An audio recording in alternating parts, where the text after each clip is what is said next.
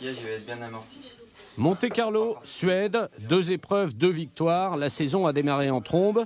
Au-delà des espérances de tout le staff de Citroën Sport, au-delà de celles de Sébastien Loeb. Les médias en général, et la télévision en particulier, se penchent déjà sur le phénomène. Entre la Suède et le Mexique, passage par Boulogne-Billancourt, un dimanche matin tôt, pour l'enregistrement du magazine Automoto de TF1. Automoto, notre invité aujourd'hui, c'est le héros du week-end dernier, Sébastien Loeb. Bonjour Sébastien. Bonjour.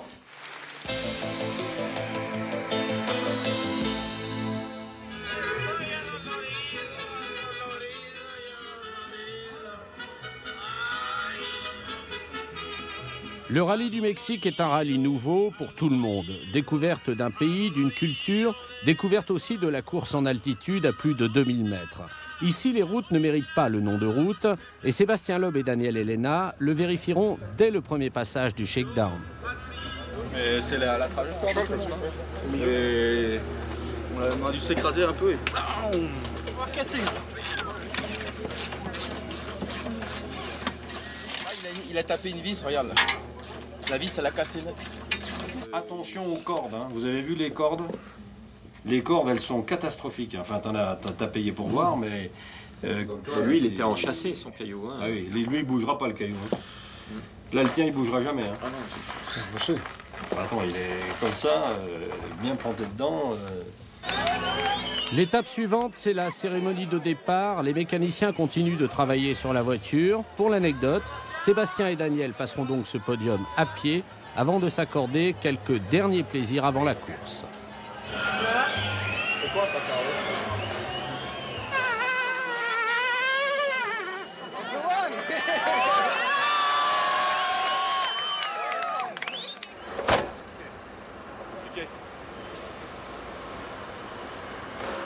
Le monde entier pense ce matin les blessures de l'Espagne. Madrid vient d'être frappé par de terribles attentats. Madrid, la ville où est né et où réside Carlos Sainz.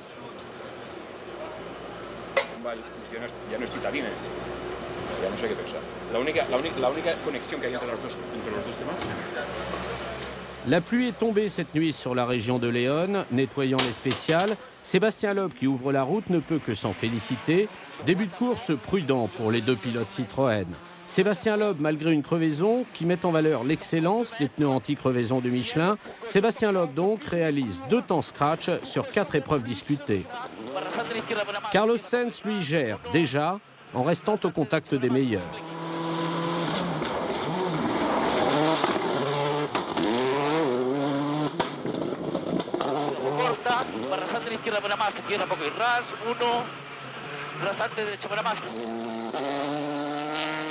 Sur le terrain, l'homme le plus rapide de la journée a été Peter Solberg, mais tous ses efforts seront annulés de la manière la plus bête qui soit. Il cale à l'entrée du parc d'assistance, se fait aider pour pousser la voiture. Une première pénalisation de 40 secondes tombe. Le leader du rallye est désormais Sébastien Loeb. Tous les deux, ils poussaient, et ils pénalisent, je sais pas de combien. Solberg. 4 minutes Je crois que 4 minutes, donc ça ferait 40. On a confirmé ça, juste à l'entrée du panneau jaune. Le problème est la rampe sur le machin. Où il y a le panneau jaune? Le panneau jaune est au milieu. Voilà. 5 minutes de pénalité supplémentaires seront infligées aux Norvégiens. Carlos Sainz gagne lui aussi une place et termine cette première journée en 3e position. Tu doubles dans les stands maintenant?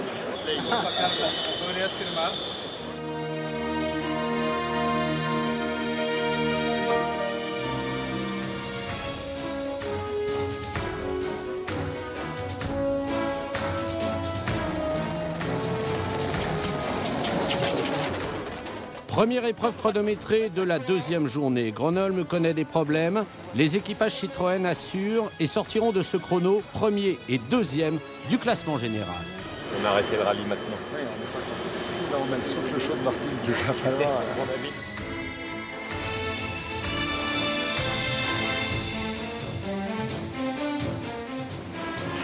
Et gauche, 140 moins de quart. Ouvre vers droite.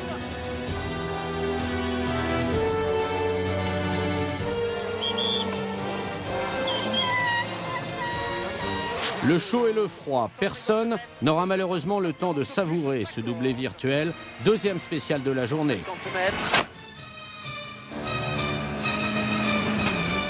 Il n'y a plus de pression d'huile, ils ont pris un choc en dessous. L'huile s'échappe du moteur de l'Axara, toute assistance est interdite, seul l'équipage peut intervenir sur la voiture. Enlevez de ski, après regardez ce que vous pouvez faire avec le lot de bord pour essayer de colmater sur le carter.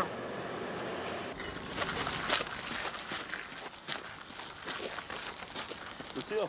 Oui. 14 pipes. Donne la patte. Ouais. Ouais, ça va.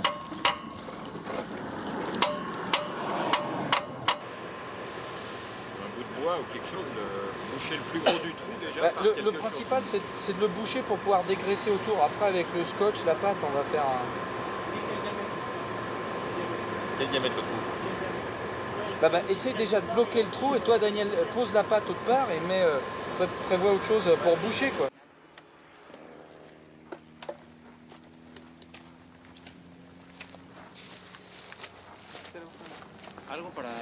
Ça sert à rien de continuer, hein. Qu'est-ce que t'en penses? Non. Bon, on vient vous chercher. C'est dans la spéciale?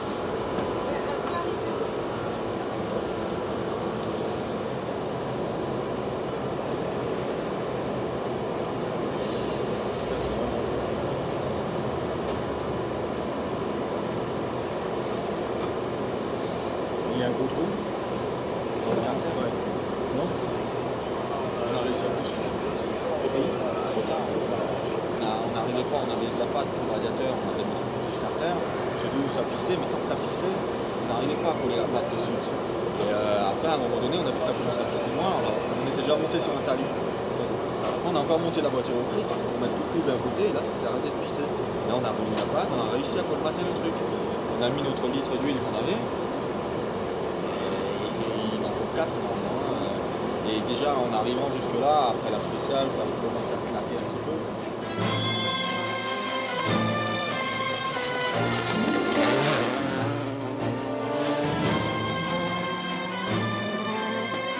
Sébastien Loeb a abandonné. Carlos Sainz doit maintenant impérativement amener la voiture à l'arrivée.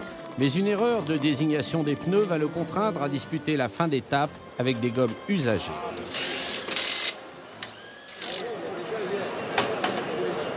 C'est pas l'esprit de tricher. Non è l'espirito di fare il flow. Les grands champions se révèlent toujours dans l'adversité. L'incident a galvanisé l'Espagnol. Il repart de plus belle, ni un tête à queue.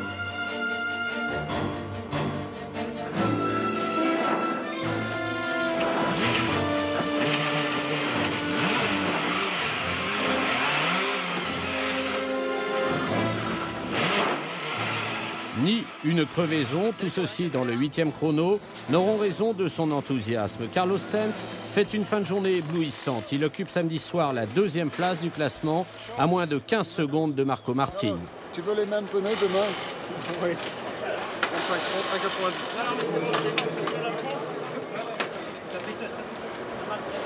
90. Une seule voiture en course, une équipe entière autour d'un équipage. Là est la motivation.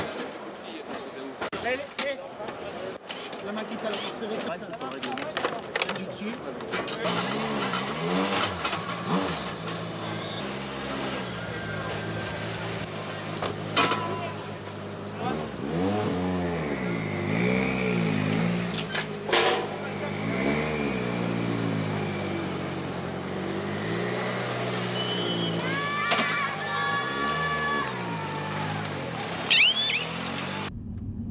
Tex.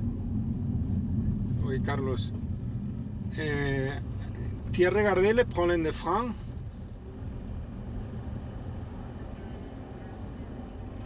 Ok, merci.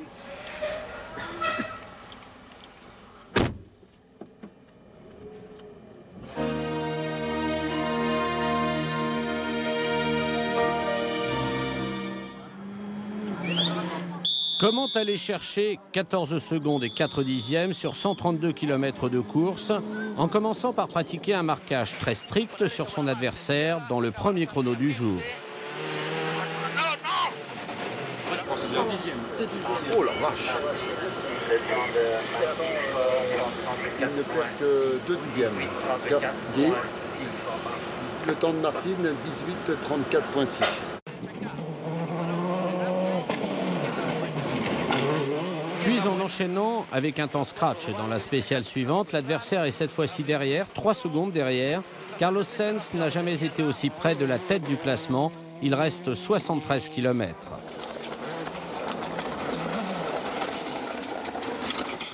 Nous sommes maintenant dans le 13e chrono du Rallye du Mexique. Por la derecha, derecha, buena más, de tierra, Sassar. Por la izquierda, buena más. ¡Ahí va! Carlos, il t'a arrêté à la spéciale, je pense. Il est en bleu, tu veux qui? Il t'a arrêté à la spéciale. Corre, Marc! ¡Uy! ¡Corre! ¡Push, push, push! ¡Push, push, push, push! ¡Ya! ¡Another time! ¡Ya! ¡Ya! ¡Ya! ¡Ah! ¡Ah! ¡Ah!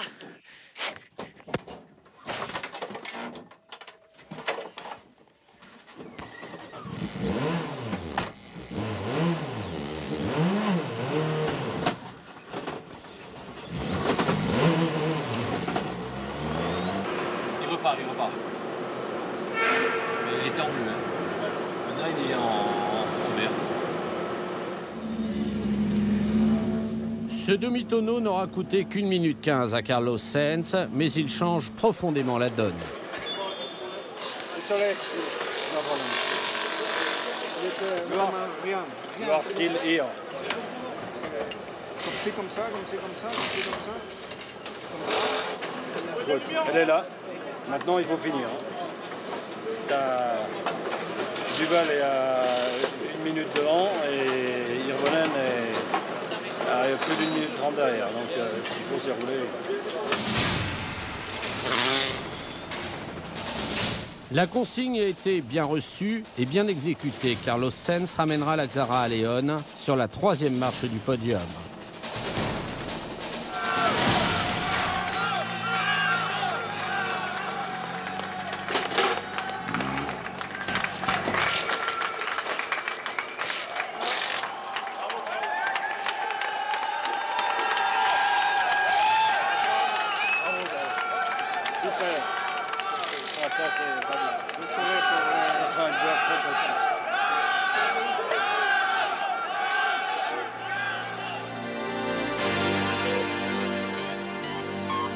Alcool. Ce sera ensuite le temps de l'hommage au vainqueur. I'm so happy for you. I'm so happy for you. I hope that you can continue with this result. I hope so, because it should, for sure. Very important for you. I know. Thank you. But well done.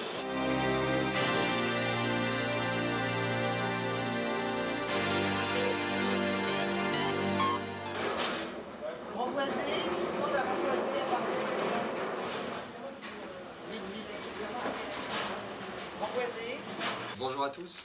Ce privilège de pouvoir donner son avis sur le sport en général dans un des plus gros titres de la presse française, ce privilège n'est offert qu'aux seigneurs. Dans ces sièges, se sont assis les plus grands noms du sport français et international, une sorte d'officialisation de l'appartenance à une élite. De la région de l'Ouest, oui. Ça, c'est le dessin du journal de demain. C'est très spectaculaire. Ok, on y va. Ouais, ah merde.